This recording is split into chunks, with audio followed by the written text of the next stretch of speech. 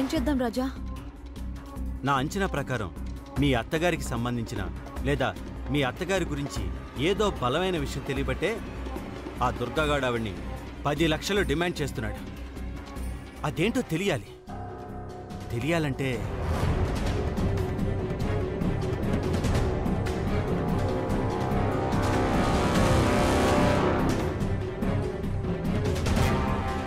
వాడిని నేరుగా అడిగితే మనకు వాడు ఏ విషయాలు చెప్పడు కాబట్టి వాడికి తెలియకుండా వాడి దగ్గరున్న ఆధారం ఏంటో సంపాదించగలగాలి. కానీ ఎలా? వాడికి డ్యూటీ ఎన్నింటికి అయిపోతుంది? డ్యూటీయా పాడా?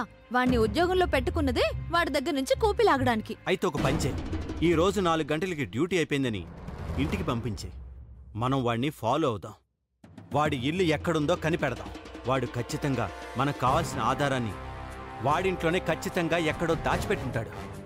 వాడి ఇల్లు కనిపెడితే మన పని ఈజీ అయిపోతుంది. సరే.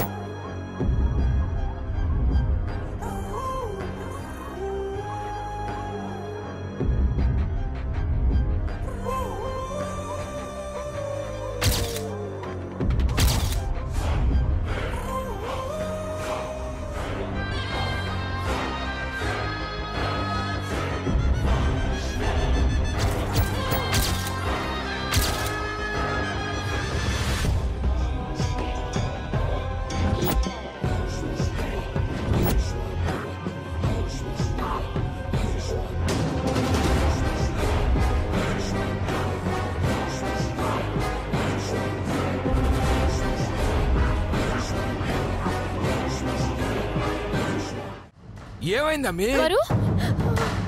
ఏమైంది? ఏమైంది వరుద్రి? ఏమైంది? అయ్యో వరు వరు వరు ఏమైంది?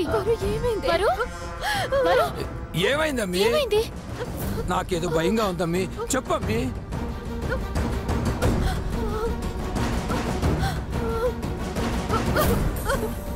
వరు ఏమైంది? వరు ఏమైంది? వరుద్రి ఎందుకు ఏడుస్తున్నావు?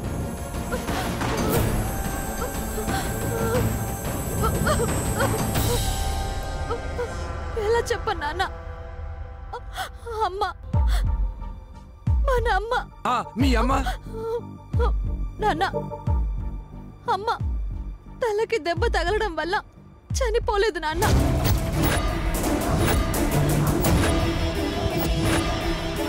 ఏంటి? నా వల్ల కావడం లేదు నాన్న. నా గుండె పగిలిపోతుందేమో అనిపిస్తుంది. నా రక్తం మరిగిపోతుంది. ఈ నిజాన్ని దాచడం నా వల్ల కాదు. ఏందమ్మీ?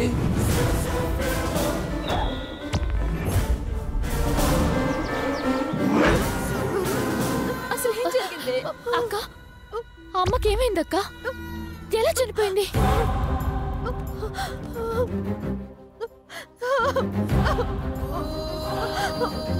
చంపేశారు.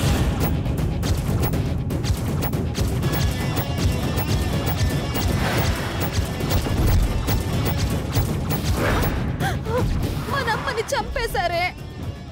ఊపిరి ఆడకుండా చేసి గిలగిలా కొట్టుకుని ప్రాణాలు వదిలేలా చేసి అమ్మని చంపేశారే.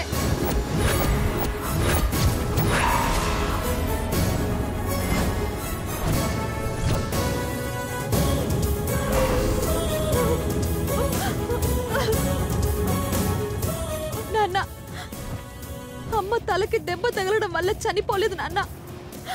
అమ్మని ఆ భారత చంపేసింది.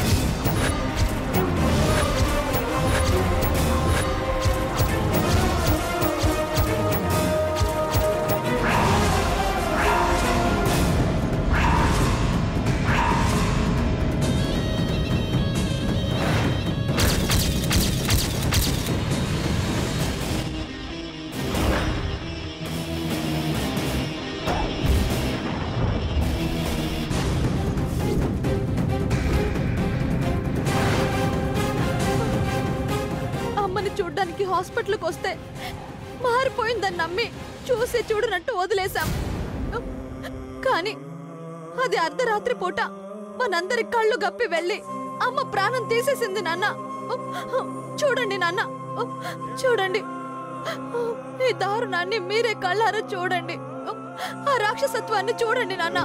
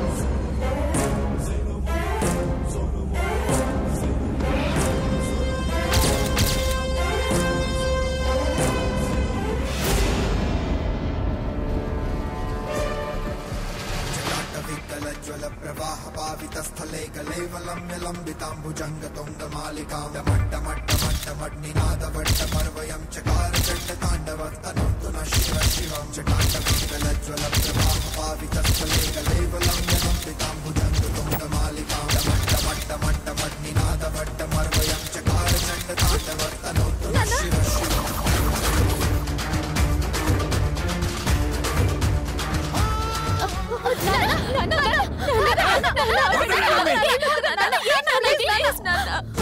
నా గోదావరి నిండు ప్రాణాలు తీసిన రాక్షసిని ఇక ఈ భూమి మీద ఉండనివ్వరు. అంతకన్నా దారుణంగా దాని ప్రాణాలు తీస్తా. పోలీస్ కంప్లైంట్ ఇద్దా నాన్న, శిక్ష పడేలా చేద్దా నాన్న. దాని ప్రాణం తీసి నువ్వు జైలుకి వెళ్తే మేమంతా అనాథలం అయిపోతాం నాన్న. ఆవేశానికి పోయి మీరు మాకు దూరం అయిపోతే మేమందరం